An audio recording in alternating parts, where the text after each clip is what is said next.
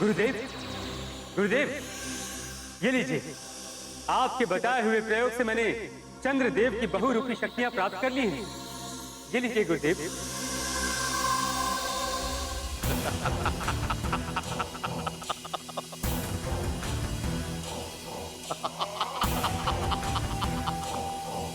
चंद्रदेव, विश्राम करो चंद्रदेव, विश्राम करो। घोर आनंद, घोर आनंद यक्ष, आज जीवन में प्रथम बार प्रतीत हो रहा है कि मैंने तुझे अपना शिष्य बनाकर कोई भूल नहीं की।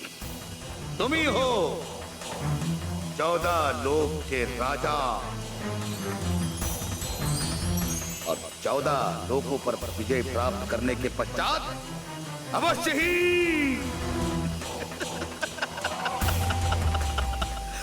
ही तू इंद्र का सर्वनाश भी करेगा। तो गुरुदेव, मैं 14 लोकों की विजय यात्रा पर कब निकल सकता हूँ? अधिक उतावले मत हो यश। अभी ना तो वो यंत्र तैयार हुआ है और ना ही अभी सामग्री आई है। गुरुदेव, मुझे अभी और कितनी प्रतीक्षा करनी होगी? अधिक नहीं, बहुत अधिक नहीं। अभी एक शक्ति और लानी होगी तुमको। एक और शक्ति? किंतु गुरुदेव, आपने तो मुझे केवल चंद्र शक्ति लाने के लिए ही कहा था। मैंने ये कब कहा था कि केवल चंद्रदेव की शक्ति ही चाहिए? तो गुरुदेव, अब मुझे और किसकी शक्ति लाकर देनी होगी? समय आने पर मैं तुम्हें बता दूंगा और उसके लाने का उपाय भी।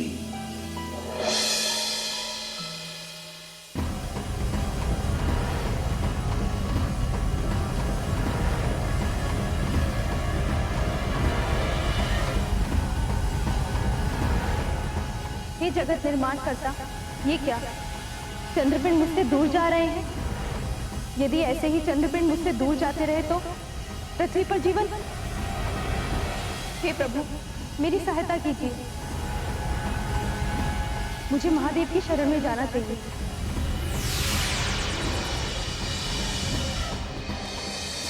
और इस प्रकार उस रानी को पुत्र की प्राप्ति हुई और इस प्रकार वे सभी सुखपूर्वक रहने लगे।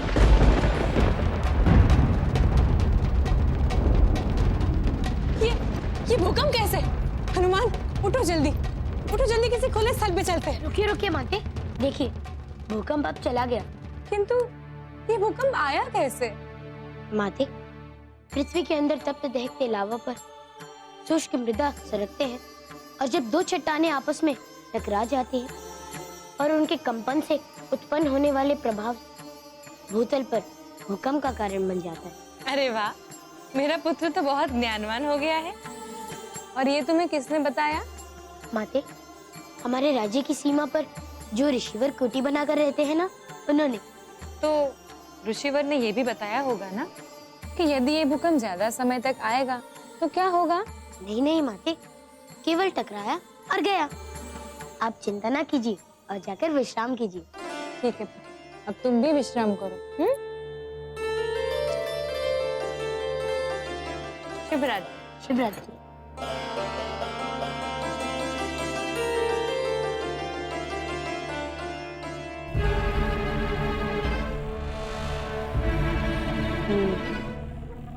इस भूकंप का कारण पृथ्वी के अंदर से चट्टानों का टकराव नहीं, इस प्रकार पूरी पृथ्वी पर झटका आना।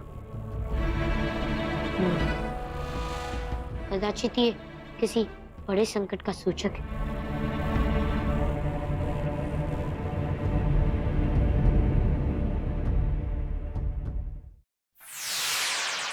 प्रभु, चंद्रदेव मूर्छित हो गए हैं और चंद्रपिंड मेरी कक्षा से दूर जा रहे हैं। अगर पूर्ण रूप से चंद्रपिंड अंतरिक्ष में विलीन हो गए पृथ्वी पर जीवन समाप्त हो जाएगा। मेरी सहायता करें प्रभु। देव, मैं देव ऋषि नारद के साथ चंद्रदेव की मूर्छा हटाने की शक्ति भेज रहा हूं। शीघ्रता करें प्रभु। मुझे पृथ्वी के जीवों की चिंता हो रही है। आप निश्चिंत रहे देवी। चंद्रदेव की मूर्छा समाप्त होते ही वो पुनः चंद्रपिंड पर नियंत्रण स्थापित कर देंगे और चंद्रपिंड को आपकी घूर्णन कक्षा में स्थापित कर देंगे। प्रभु, मुझे बहुत डर लग रहा है। जीवन को सुचारू रूप से चलाना और पृथ्वी पर चारों मौसमों का चक्र, समुद्र का ज्वार भाटा जिससे रत्न निर्मम होते हैं, और वायुमंडल में वायु की गति, ये सभी चंद्रपिंड की गुरुत्वाकर्षण शक्ति पर बंधे हुए हैं। अगर ये चंद्रपिंड नहीं रहे तो? चिंतित ना हो देवी, मैं अभी देव ऋषि नारद को शक्ति देकर भेज रहा हूं। देवी, आप पृथ्वी से इस प्रकार चली आई। पृथ्वी पर नियंत्रण कौन करेगा? आप जाएं देवी और पृथ्वी को संभालें। ठीक है प्रभु, मैं आपके कथन के अनुसार वापस जा रही हूँ।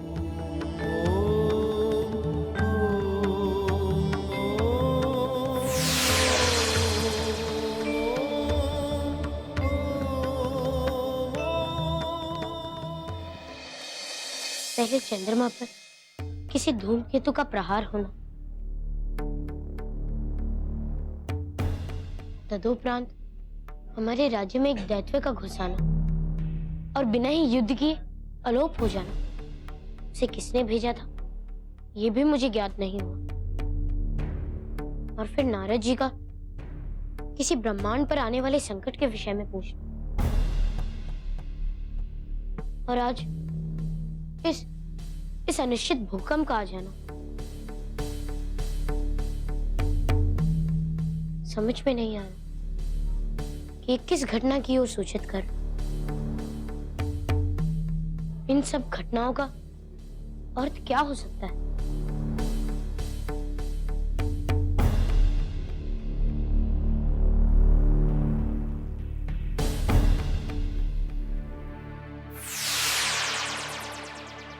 नारायण नारायण। आ गया प्रभु। आपके संदेश पर मैं बिना क्षण गंवाए आ गया, किंतु प्रभु अभी मार्ग में मुझे एक आपको चंद्रदेव अंतरिक्ष में तिरते हुए दिखाई दिए, यही ना?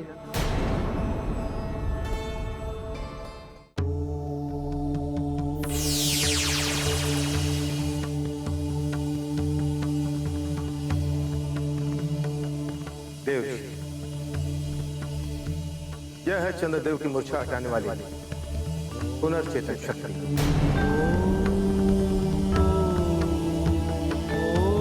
देव जी, आपको यह पुनर्चेतन शक्ति चंद्रदेव में प्रवेश करनी है, जिसके प्रभाव से चंद्रदेव अपनी मूर्छा से जाग जाएंगे और अपने चंद्रपिंड पर पुनः नियंत्रण स्थापित कर लेंगे। नारायण नारायण। प्रभु, ये तो आपने मुझे ही समाचार दे दिया। मैं तो आपको बताने वाला था कि अभी मार्ग में मुझे एक दैत्य टकरा गया था। वो बिना कुछ बोले ही दैत्य लोक की ओर भाग गए। कृपया शीघ्रता करें देव ऋषि। हाँ प्रभु, किंतु प्रभु अब मैं समझा। प्रातः से मेरे उदर में पीड़ा होने का कारण मैं अब समझा प्रभु। मुझे ऐसा प्रतीत हो रहा था कि सौर्य मंडल में कुछ तो घटित होने वाला था। ऐसा कुछ तो है जो अवश्य ही। देव ऋषि, अभी आवश्यक कार्य है कि आपको चंद्रमा को पृथ्वी के कक्ष से दूर जाने से रोकना है। आप समय व्यर्थ न करते हुए देवर्षि, आप चंद्रमा को उनकी मूर्छा से जगाइए।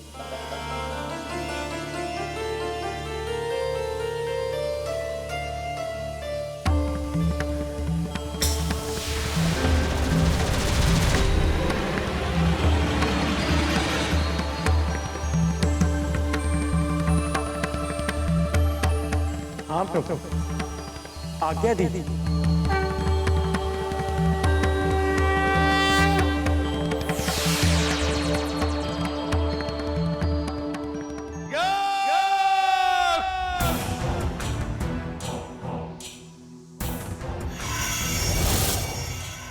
कहिए गुरुदेव, कैसे स्मरण किया? हमने तुम्हें स्मरण किया। यदि तुम्हें स्मरण हो याद करो, हमने तुमसे कहा था कि तुम्हें एक शक्ति और लानी होगी। आज वो समय आ गया है। जाओ और जाकर वो शक्ति ले आओ। कब जाना है गुरुदेव? इसी क्षण जाना होगा। मुझे कहाँ जाना होगा गुरुदेव? और वो शक्ति मुझे किस प्रकार मिलेगी? इस संपूर्ण ब्रह्मांड की सूचना रखने वाला देव जी, जिसे लोग नारद कहते हैं, वो शिव का दिया हुआ पुनर्चेतन शक्ति लेकर जा रहा है, चंद्रमा को पुनर्जीवित करने। यदि वो चेतन शक्ति चंद्रमा के शरीर में चली गई तो वो पुनर्जीवित हो जाएगा, और यदि वो जीवित हो गया तो सारी शक्तियां उसके शरीर में वापस चली जाएंगी। इसलिए यक्ष, तुम्हें जाकर वो सारी शक्तियां उस नारद से छीननी होगी। जाओ और जाकर छीन लो नारद से उस शक्ति को। ठहरो, नारद को रोकना इतना आसान नहीं है।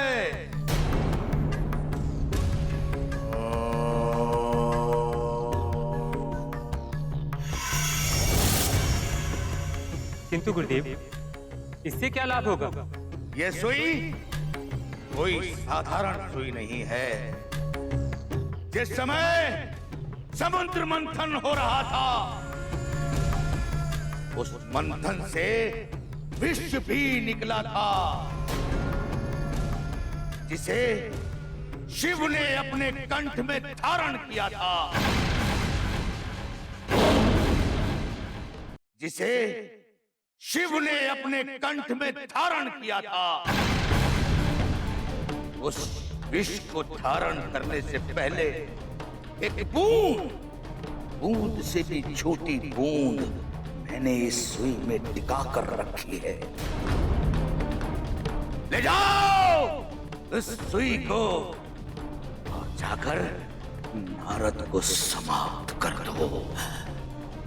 संपूर्ण ब्रह्मांड की सूचना रखने वाला नारद यदि चेतनर्थ रहेगा तो हमारे लिए अच्छा रहेगा।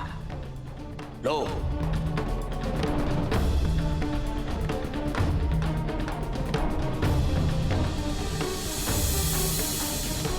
जाओ, समय मत गवाओ, इसी क्षण जाओ। इस ब्रह्मांड की सूचना रखने वाले उस ब्रह्म ऋषि नारद को समाप्त कर दो। जो आज्ञा गुरुदेव।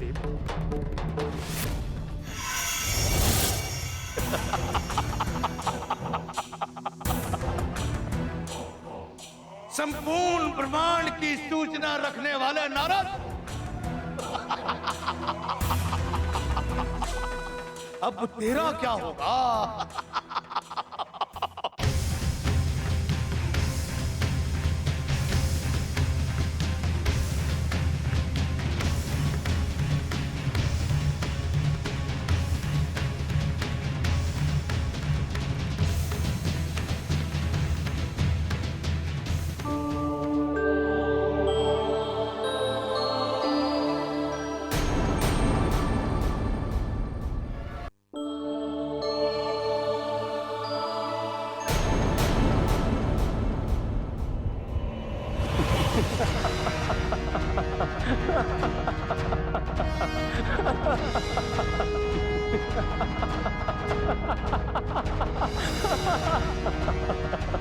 देवर्षि नारद, आप तो चंद्रदेव को बचाने आए थे और स्वयं ही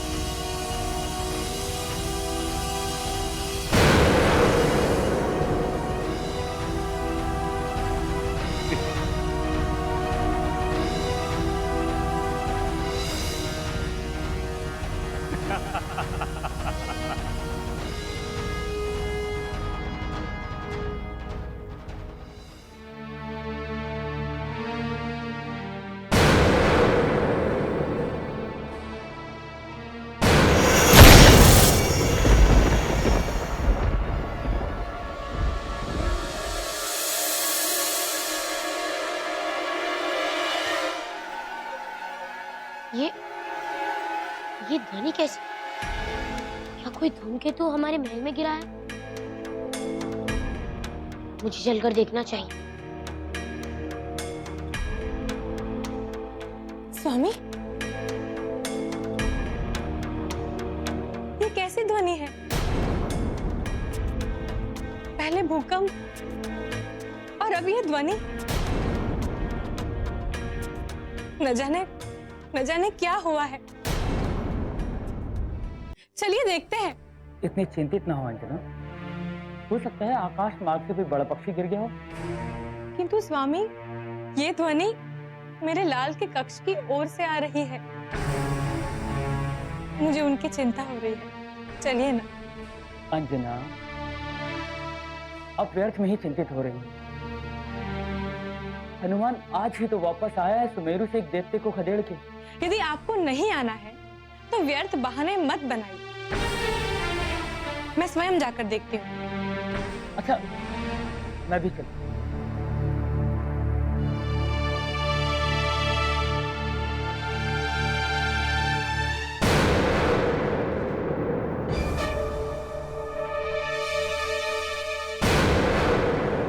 देवर्षि, देवर्षि, हे प्रभु, ये दशा इनकी किसने की होगी?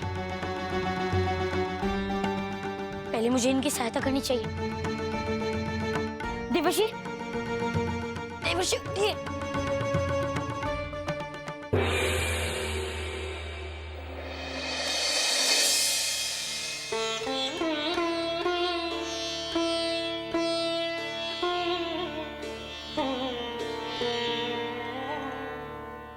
देवर्षि, देवर्षि, देवर्षि चेतना में आइए। हनुमान, पिताश्री, देखिए ना, नारद जी को क्या हो गया है?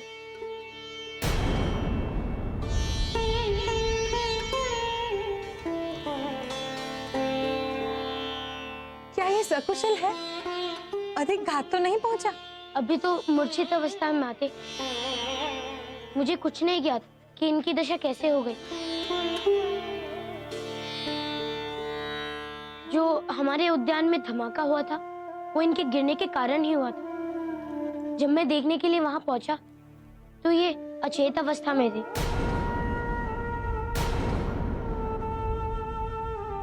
मैं इन्हें अपने कक्ष में लेकर आ गया और तभी से मैं इन्हें चेतना अवस्था में लाने का प्रयास कर रहा हूँ पिताश्री। हे शिव शंभो, ये सकुशल रहे, इन्हें कुछ हो न जाए।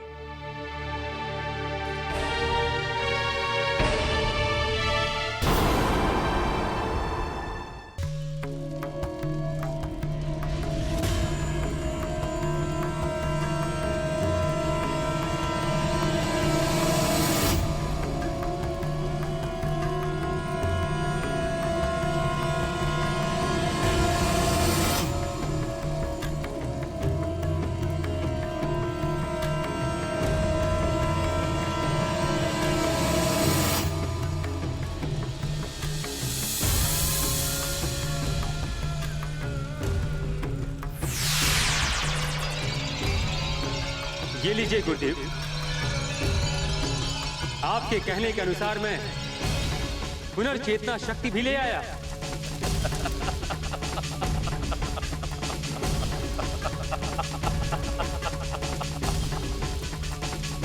सराहना करता हूं तुम्हारे दृढ़ निश्चय की। अब तुम सफल होगे, अवश्य सफल होगे। लाओ, ये शक्तियां मुझे दे दो।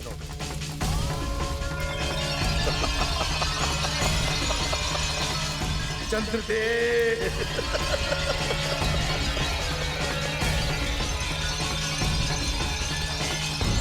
गुरुदेव, मुझे 14 लोगों की विजय यात्रा में अभी और कितना समय लगेगा? अभी तो मेरा प्रयोग आरंभ हुआ है। चंद्र का निर्माण होते ही तुम्हारी विजय यात्रा प्रारंभ हो जाएगी। किंतु गुरुदेव, आपके इस यंत्र के पूर्ण होने में और कितना अधिक समय लगेगा? सच कहूं तो अब मैं और अधिक प्रतीक्षा कदापि नहीं कर सकता गुरुदेव। आपके कहने के अनुसार मैंने आपको दोनों शक्तियां लाकर दे दी। गुरुदेव, अब शीघ्रातिशीघ्र मैं चाहता हूं कि इंद्र का गर्व मेरे इन्हीं चरणों में पड़ा हो। होगा, तेरा ये स्वप्न भी पूरा होगा यक्ष, अवश्य होगा। जिस प्रकार ताली बजाते ही कोई कार्य संपूर्ण नहीं हो जाता, उसी प्रकार जिस प्रकार तू अपने दृढ़ निश्चय से ये शक्तियां लेकर आया है, उसी प्रकार धैर्य रख, धैर्य और यंत्र का निर्माण होने दे। यक्ष, आज मैं तुम्हें दीक्षा देता हूं शक्ति क्षेत्र बनाने की।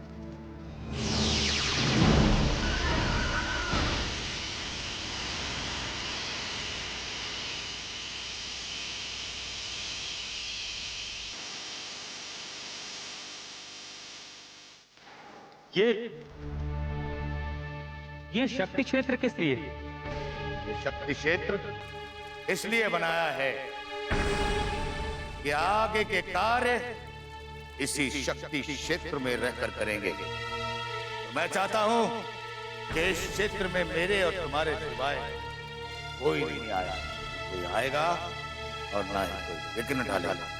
उत्तम, अति उत्तम गुरुदेव।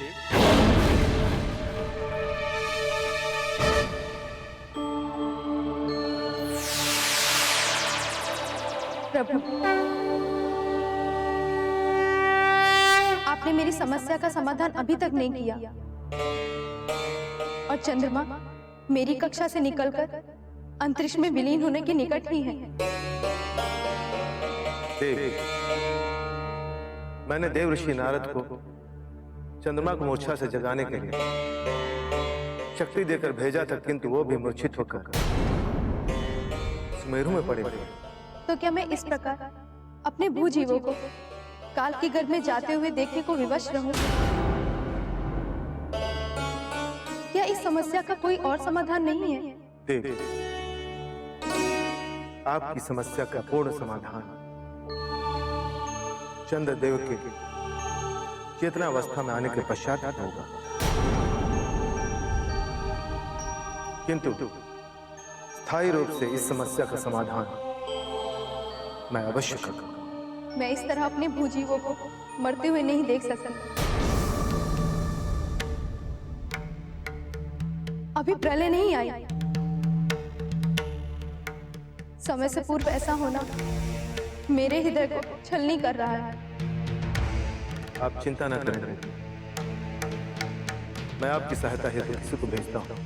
ठीक है प्रभु, मैं आपके कथन पर विश्वास करके जा रही हूँ।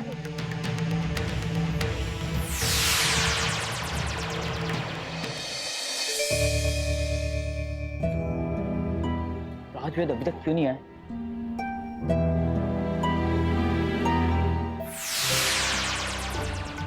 पुत्र, पुत्र हनुमान, स्वामी, हनुमान कहाँ चले गए स्वामी? अभी तो यही थे। यकायक आलोक कैसे हो गए? अंजना, व्यर्थ में चिंतित मत हो, ईश्वर सब ठीक कर देंगे।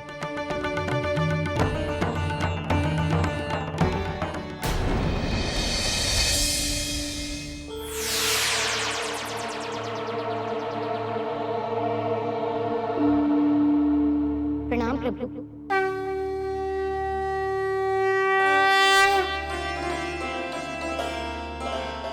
प्रभु, मैं यहाँ कैसे? आपको मैंने बुलाया है हनुमान। किंतु प्रभु, इस प्रकार अचानक किस प्रयोजन हेतु मुझे स्मरण किया है? हनुमान, आपको चंद्रमा को शीघ्र ही पृथ्वी की कक्षा में स्थापित करना होगा। किंतु प्रभु, चंद्रमा को तो चंद्रदेव नियंत्रित करते हैं ना? किंतु अभी वो अचेत है और चंद्रमा पृथ्वी की कक्षा से और भी दूर जा रहे हैं। उन पर पृथ्वी के गुरुत्वाकर्षण का प्रभाव समाप्त होता जा रहा है। यदि चंद्रमा इसी प्रकार पृथ्वी से दूर होते रहे तो? आप बिल्कुल सही सोच रहे हैं हनुमान। इससे पहले कि पृथ्वी पर सारे जीवों पर संकट आए, आप चंद्रमा को पृथ्वी की कक्षा में पुनः स्थापित कर दीजिए। जो आ गया प्रभु। किंतु उससे पहले मैं अपनी माँ को सूचित कर देता हूँ। मेरे इस प्रकार अनायास अलोप होने से वो चिंतित हो जाएंगे ना? नहीं हनुमान, हम समय व्यर्थ नहीं कर सकते। आप चंद्रमा को पुनः पृथ्वी की कक्षा में स्थापित करें। मैं अंजना को सूचित कर दूंगा।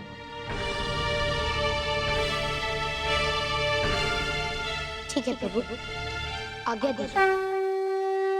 तथास्तु। मेरे लाल का कुछ तो पता लगाइए नाथ। अंजना, ये आकाशवाणी?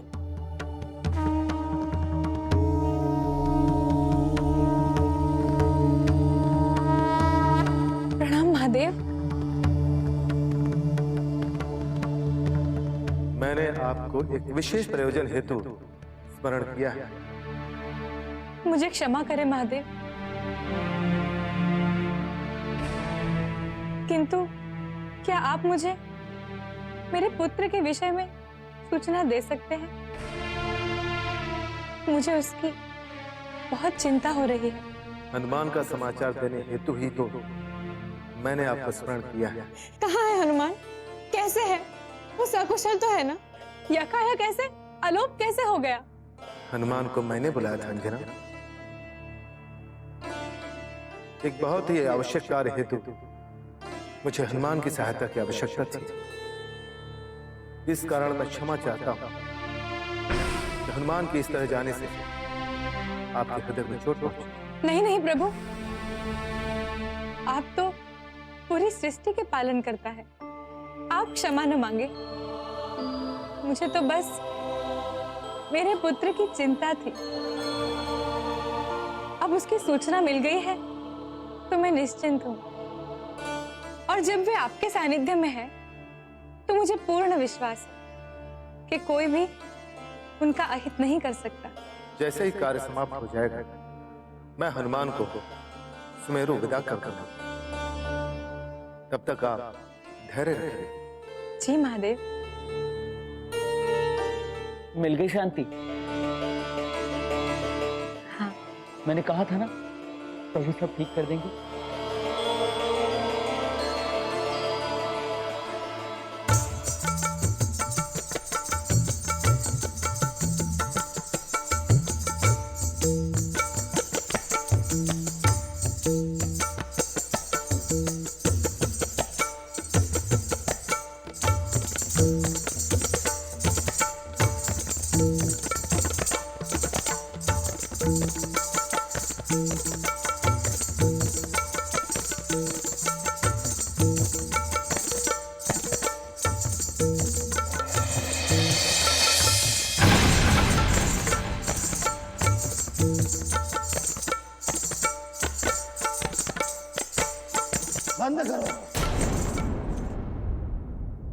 बंद कर।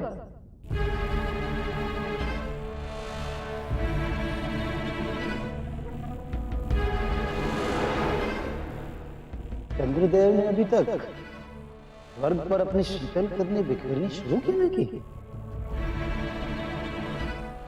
आज तो पूर्णमासी है। स्वर्ग पर अभी तक पूर्ण ज्योति प्रकाश क्यों नहीं पहुंचा? चंद्रदेव, चंद्रदेव!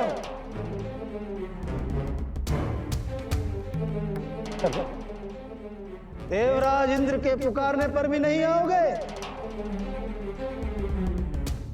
ठीक है, तुम्हारे इस धृष्टता का दंड हम तुम्हें अपने हाथों से देंगे। इन हाथों से।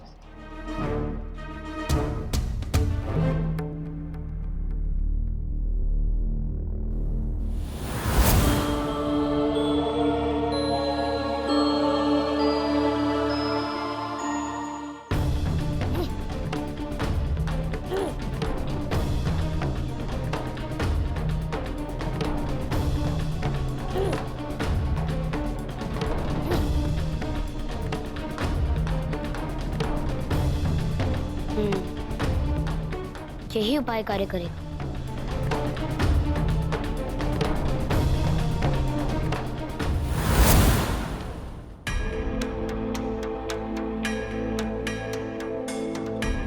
और चंद्र, रात्रि के आकाश को अपनी शीतल किरणों से पूरित करने के स्थान पर तू यहाँ आलस्य में पड़ा सो रहा है।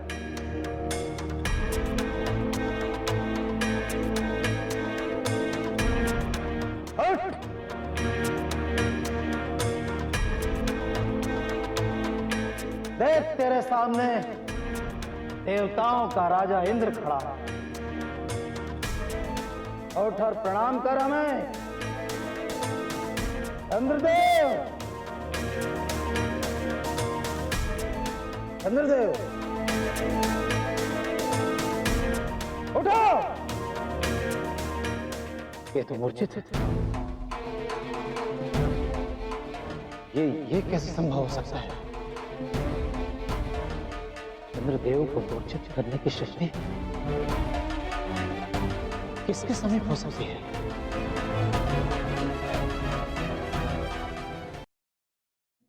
ये तो मूर्छित है।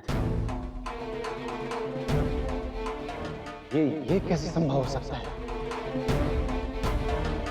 चंद्रदेव को मूर्छित करने की शक्ति किसके समीप हो सकती है? चंद्रदेव, चेतना में आइए चंद्रदेव। हे ईश्वर, इस प्रकार तो समस्त पृथ्वी जीवन संकट में आ जाएगा। मुझे महादेव शिव से इस विषय में पूछना होगा कि चंद्रदेव मूर्छित क्यों हुए।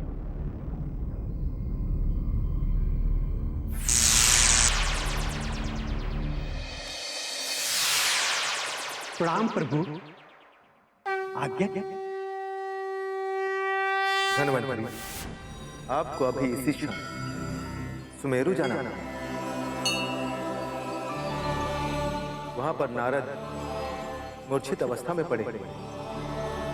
वहां जाकर देव ऋषि नारद को चेतना में लाना है। प्रभु, ये कैसे हुआ? नारद को मूर्छित करने की शक्ति तो कारण के खोज के लिए अभी समय नहीं, देवदेव दे सकते। आप समय नष्ट ना करें। ठीक है प्रभु, मैं अभी सुमेरु हेतु प्रस्थान करता हूँ। प्रणाम प्रभु।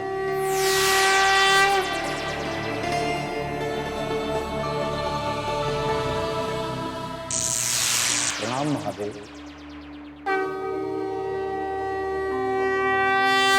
देवराज इंद्र, आप यहाँ कैसे? प्रभु, अंतरिक्ष में चंद्रदेव मूर्छित थे। देवराज इंद्र को हमें भली भांति ज्ञान था और हमने उसका उपाय भी आरंभ कर दिया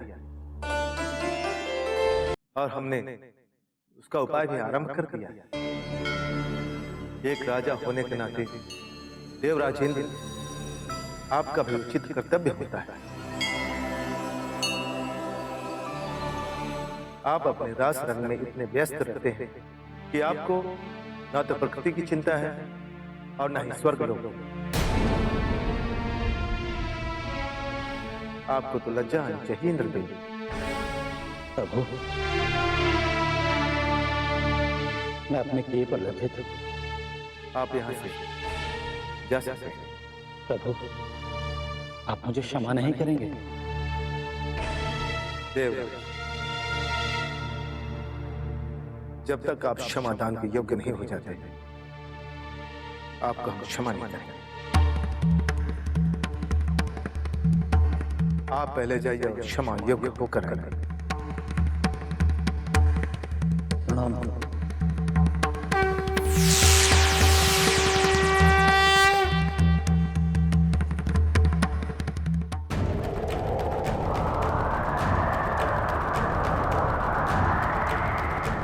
प्रणाम गुरुवर। प्रणाम हनुमान। कैसे आना हुआ? गुरुदेव, इस सौर मंडल को आपकी गुरुत्वाकर्षण शक्ति ही साध्य रहती है, इसलिए मैं आपके समक्ष आया। मैं समझा नहीं हनुमान। गुरुवर, चंद्रदेव मूर्छित हो गए और उनको चेतना देने वाली शक्ति लेकर जाने वाले नारद जी भी किसी प्रकार मूर्छित हो गए। अब जब तक नारद जी चेतन अवस्था में वापस नहीं लौट आते, ये कोई नहीं जानता कि पुनर्चेतन शक्ति कहाँ। इसलिए गुरुवर, मुझे आपकी गुरुत्वाकर्षण शक्ति चाहिए, ताकि तब तक के लिए मैं चंद्रदेव को पृथ्वी से बांध सकूं। पुत्र, संपूर्ण गुरुत्व बल तो मैं तुम्हें नहीं दे सकता, क्योंकि ना ही इसकी आवश्यकता है और ना ही उतना गुरुत्व बल तुम संभाल पाओगे। किंतु हाँ, पृथ्वी और चंद्रमा के बीच लगे हुए गुरुत्व बल जितना, उतना मैं तुम्हें दे देता हूं। धन्यवाद गुरुवर। आपके इस उपकार से पृथ्वी पर जीवन बना रहेगा।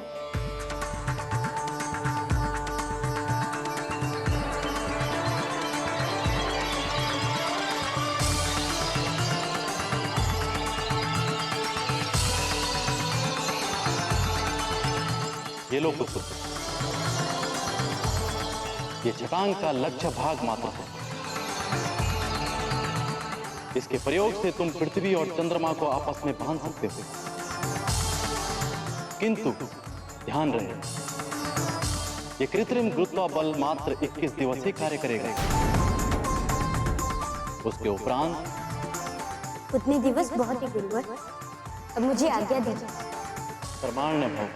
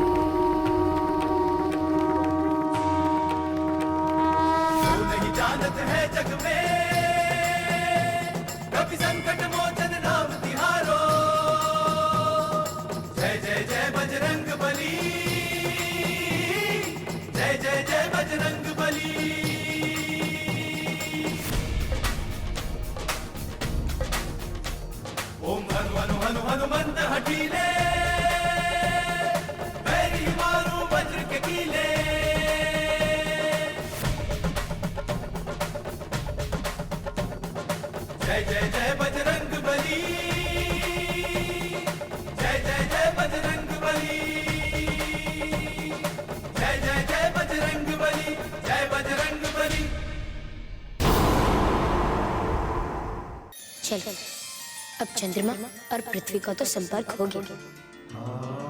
अब प्रभु शिव को ये सूचित कर देता हूँ कि इनके द्वारा दिया गया कार्य समाप्त हो गया, और उनसे नारद जी को चेतना में लाने का उपाय भी पूछ लूंगा। हनुमान, पृथ्वी मात को हनुमान का प्रणाम स्वीकार हो माते। चिरंजीवी भव हनुमान।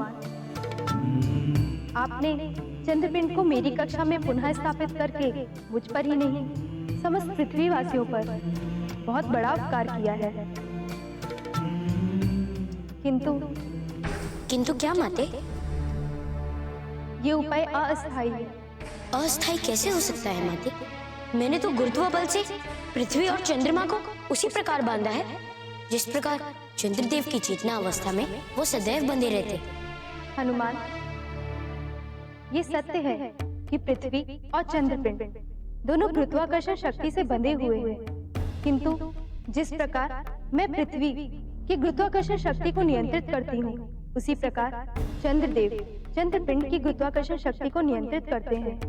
किंतु चंद्रदेव की मूर्छा के कारण ये गुरुत्व बल और गुरुत्व क्षेत्र अधिक समय तक स्थायी नहीं रह सकते, और जिस दिवस आपके द्वारा स्थापित ये गुरुत्व क्षेत्र समाप्त हुआ, पृथ्वी की गुरुत्वाकर्षण शक्ति अधिक होने के कारण ये चंद्रपिंड किसी भी समय धरती पर एक भयानक उल्का की तरह गिर सकते हैं। अर्थात पृथ्वी पर संकट संपूर्ण रूप से समाप्त नहीं हुआ है माते? हाँ हनुमान, इस समस्या का स्थायी समाधान तभी हो सकता है जब चंद्रदेव चेतना में लौट आएंगे। माते, मैं प्रभु शिव के पास ही जा रहा था, तो मैं उनसे अवश्य ही चंद्रदेव को चेतना में लाने का उपाय पूछूंगी। वो अवश्य ही जानते होंगे कि चंद्रदेव को चेतना में कैसे लाया जाए। वही शक्ति लेकर के तो नारद जी भी आ रहे थे, किंतु किसी कारणवश वो भी मूर्छित हो गए। नारद जी मूर्छित हो गए, ये मुझे भी ज्ञात है माते। वो सुमेरु में आकर ही गिरे थे। हनुमान, जब तक नारद जी नहीं जागते तब तक हमें पता नहीं चलेगा कि पुनर्चेतन शक्ति कहाँ है। आप सर्वप्रथम नारद जी को चेतना में लाने का प्रयास कीजिए। जी माते। हनुमान, प्रभु, आपके द्वारा दिया गया कार्य अब समाप्त हो गया। मैं आप ही के समक्ष आ रहा। मेरे समक्ष ना आकर आप सुमेरु लौट जाएं हनुमान। मैंने नारद जी के उपचार हेतु धनवंतरी को वहां भेजा है। कदाचित उन्हें आपकी सहायता की आवश्यकता होगी। जी प्रभु, मैं अभी जाता था। कल्याण हो पुत्र। फिर से आपका धन्यवाद हनुमान।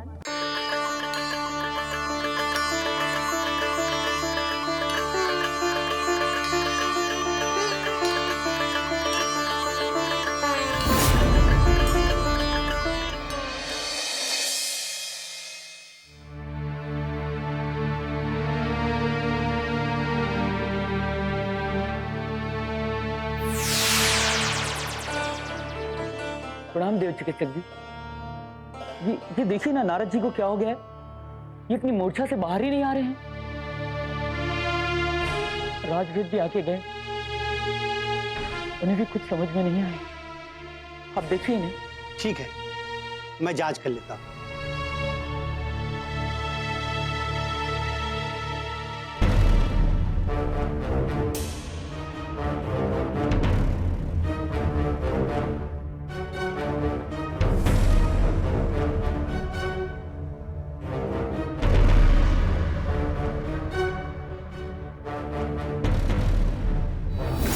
असंभव, असंभव। क्या असंभव देव चिकित्सक जी? देव ऋषि का बचना।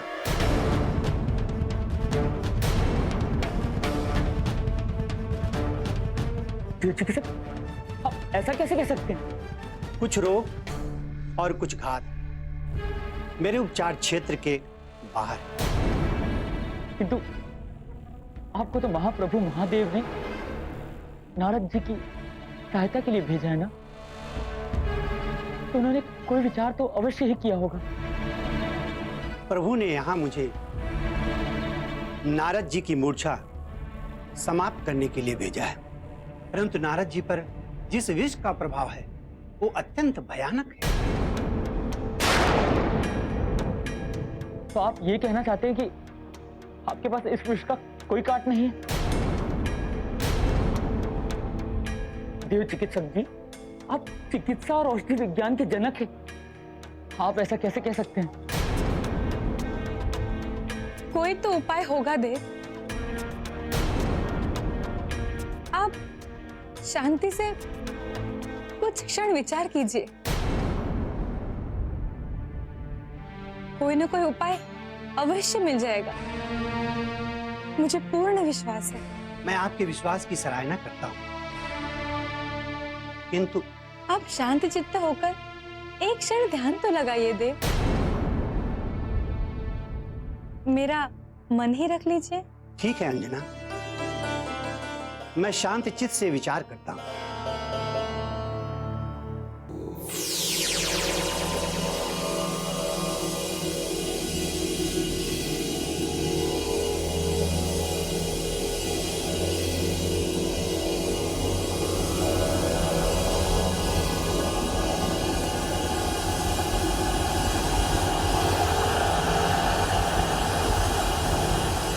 इन सारी शक्तियों की क्या विशेषताएं हैं?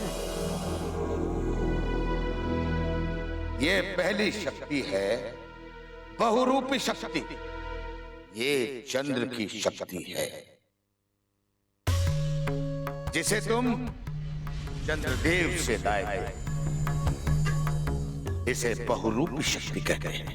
इस संपूर्ण ब्रह्मांड में एकमात्र चंद्रदेव ही है जो अपना आकार, अपना प्रकार, अपनी देह कोई बिना कोई भी रूप धारण कर सकते हैं। किंतु गुरुदेव, ऐसा तो सभी देवता गण कर सकते हैं और सारे मायावी राक्षस भी बहुरूप बना सकते हैं। पुनः इस शक्ति की ऐसी क्या विशेषता है? मायावी राक्षस या कोई भी देव बहुरूपी शक्ति का नहीं, रूप परिवर्तन शक्ति का प्रयोग करते हैं। रूप परिवर्तित शक्ति तुम्हारे इस शरीर को एक विशेष रूप में परिवर्तित कर सकती है, किंतु आपकी आत्मा, आपका मन, आपका रूप, आपका शरीर वही रह जाता है। किंतु चंद्रमा के पास जो शक्ति है वो तुम्हारी आत्मा, तुम्हारे मन, तुम्हारे शरीर को कोई भी हानि पहुंचाए बिना किसी भी रूप में परिवर्तित कर सकता है, ठीक चंद्रमा की कलाओं की तरह। अच्छा, किंतु गुरुदेव, चंद्रपिंडी की तो 26 कलाएं होती हैं और एक शून्य दिवस जिसे हम सभी अमावस्या के नाम से जानते हैं। तो पुनः आपने केवल शुक्ल पक्षी कलाएं ही क्यों चुनी? इसका कारण ये था, जिस प्रकार मनुष्य के जीवन में उसके शरीर की ऊर्जा बढ़ती है, उसी प्रकार शुक्ल पक्ष में चंद्रमा की कलाएं बढ़ती रहती हैं। वहीं कृष्ण पक्ष में चंद्रमा अपनी कलाएं घटाता रहता है अमावस्या के लिए। इसी कारण कृष्ण पक्ष में उसकी 13 कलाएं हमारे किसी कार्य की नहीं, किसी योग्य नहीं। किंतु गुरुवर, इन सभी शक्तियों से हमें क्या लाभ होने वाला है? मैं तुम्हें बिना हानि पहुंचाए 14 लोक में विजय प्राप्त करने भेज सकता हूं। क्या? क्या ऐसा संभव है गुरुवर? तभी तो मैंने तुमसे ये चंद्र शक्ति प्राप्त करवाई। किंतु गुरुदेव, पुनर्चेतना शक्ति का रहस्य अभी तक आपने मुझे नहीं बताया। चंद्रमा की शक्ति को यदि पुनर्चेतन शक्ति के साथ मिला दिया जाए तो वो रूप शक्ति तुम्हारी स्वयं पूर्णता हो जाएगी और तुम्हारी शक्ति संपूर्णता शक्तिशाली हो जाएगी तथा तुम्हारी शक्तियों को दिन प्रतिदिन बढ़ाती रहेगी। धन्यवाद गुरुदेव। मेरी जिज्ञासा शांत करने हेतु आपका बहुत बहुत धन्यवाद। अब तुम्हारी सारी जिज्ञासाएं शांत हो गई या कोई और प्रश्न भी बचा है? नहीं गुरुदेव। तो मैं अपना यंत्र संपन्न कर लूं? जी गुरुदेव।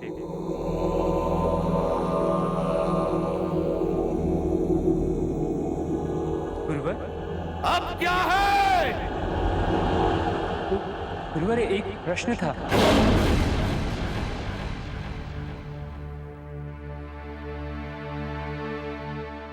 हुआ देव?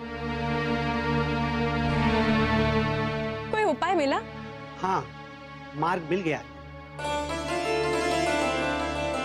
देखा, मैंने कहा था ना, शांत चित्त से अगर सोचेंगे तो हर मुश्किल का मार्ग मिलता है। अब तो आप नारद जी की मूर्छा का उपाय कर सकते हैं ना? क्या हुआ देव? आप कुछ चिंतित लग रहे हैं। क्या वो उपाय भी कोई कार्य नहीं करेगा? नहीं महाराज, ये उपाय कार्य अवश्य करेगा। किंतु क्या देव? किंतु मुझे जो औषधि चाहिए वो लाना असंभव। देव चिकित्सक, कालांत के समय ब्रह्मा जी ने मुझे कहा था कि इस ब्रह्मांड में कुछ भी असंभव नहीं। देव, आप कृपया मुझे आज्ञा कीजिए, मैं नारद जी को चेतना अवस्था में लाने वाली वो औषधि स्वयं लेकर आऊंगा। हनुमान, महादेव ने तुम्हें किस कार्य हेतु भेजा था? तुम ठीक तो हो? माते, मैं ठीक हूँ। मैं चंद्रमा को पृथ्वी की कक्षा में स्थापित करने गया था। प्रभु शिव ने ही मुझे इस कार्य हेतु चुना था, किंतु वो स्थायी हल नहीं था। इसी कारण उन्होंने मुझे नारद जी को चेतना अवस्था में लाने के लिए देव जी की सहायता हेतु भेजा। हनुमान, नारद जी पर ब्रह्मांड के जिस गरल का प्रभाव है वो अत्यंत भयावह है। ये वही गरल है जिसके कारण पूरा ब्रह्मांड नष्ट हो सकता था। क्या आप हलाहल के विषय में कह रहे हैं? हाँ हनुमान, किंतु देव, हलाहल को तो महादेव ने अपने कंठ में धारण कर लिया था, जिसके कारण उनका कंठ नीलवर्ण हो गया। तब से ही वो नीलकंठ कहलाते हैं। ये सत्य है हनुमान कि महादेव शिव ने संपूर्ण ब्रह्मांड को नष्ट होने से बचाने के लिए हलाहल का पान कर लिया। किंतु जब हलाहल की वस्तु से ब्रह्मांड में उत्पात हो रहा था, तब किसी ने उसकी बूंद किसी प्रकार एकत्र कर लिया। अन्यथा नारद की यह दशा कभी नहीं हो सकती। क्या हलाहल को एकत्रित कर लिया था? तो फिर हलाहल को एकत्रित करने वाला मनुष्य बहुत ही विद्वान होगा, किंतु उस मनुष्य ने इस प्रकार का नीच कर्म क्यों किया? किसके मन में क्या चल रहा है ये कौन जान सकता है। नारद जी के विनोदी स्वभाव सभी को रास नहीं आता। कदाचित किसी ने उनसे अपना प्रतिशोध लिया। देव, ये सब तो तभी पता चलेगा जब नारद जी चेतना अवस्था में वापस लौटे। अब आप मुझे आज्ञा दीजिए कि नारद जी को चेतना अवस्था में लाने के लिए एक औषधि लेकर आ जाओ। इस प्रभाव को मात्र शीतल अग्नि ही रोक सकती है हनुमान। तो आप मुझे बताइए देव चिकित्सक, मैं अभी जाकर शीतल अग्नि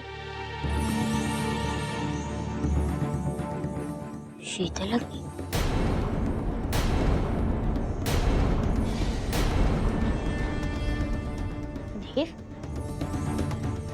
अग्नि शीतल कैसे हो सकती है? अग्नि शीतल कैसे हो सकती है?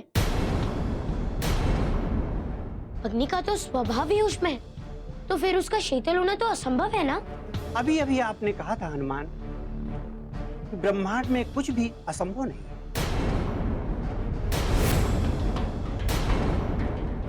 शीतल अग्नि भी होती है, बस आपको शीतल अग्नि प्राप्त करनी होगी। तो ये शीतल अग्नि कहाँ मिलेगी? वैसे तो हर स्थान पर इसका प्रभाव होता है, परंतु मूल रूप से ये नीलगिरि पर्वत पर ही मिलेगी। किंतु हनुमान, स्मरण रहे, 6 दिवस के भीतर यदि आप शीतल अग्नि नहीं लाए तो नारद जी के शरीर को बचाना असंभव हो जाएगा।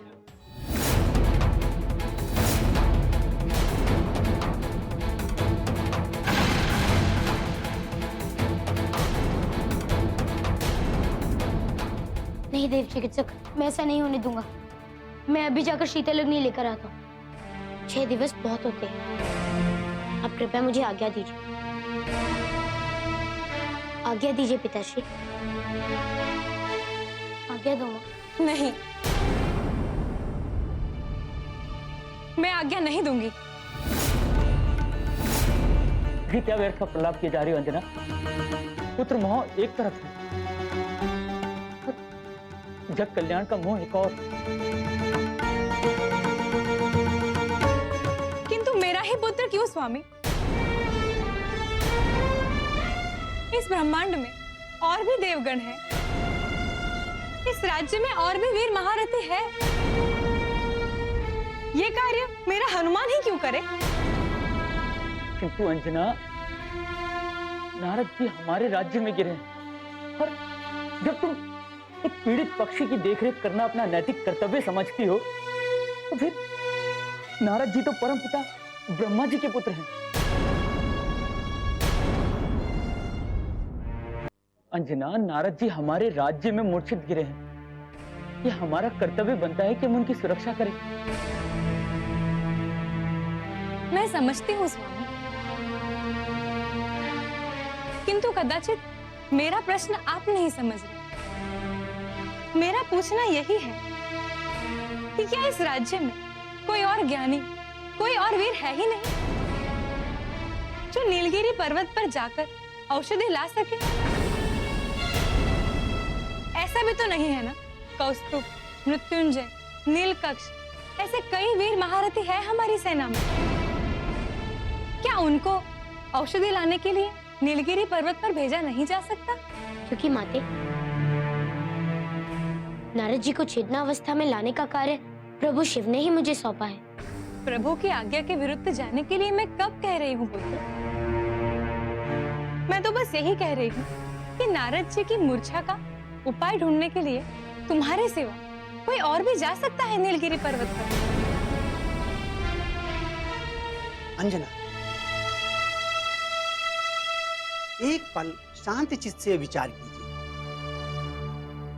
यदि ये कार्य कोई और कर सकता तो प्रभु हनुमान को ही क्यों कहते? यदि कोई वीर, कोई महारथी ये कार्य नहीं कर सकता, तो इसका अर्थ यही है कि ये कार्य संकटपूर्ण है। और मैं ये जानकर भी अपने पुत्र को संकट में कैसे डाल दूं? शिव के साथ साथ सभी देवताओं का आशीष प्राप्त है हनुमान को। इनके आगे संकट स्वयं कुंद हो जाते हैं। अंजना, आप हनुमान को आज्ञा दीजिए कि वो जा सके। माते, यदि नारद जी को कुछ भी हो गया तो मैं स्वयं को कभी क्षमा नहीं कर पाऊंगा।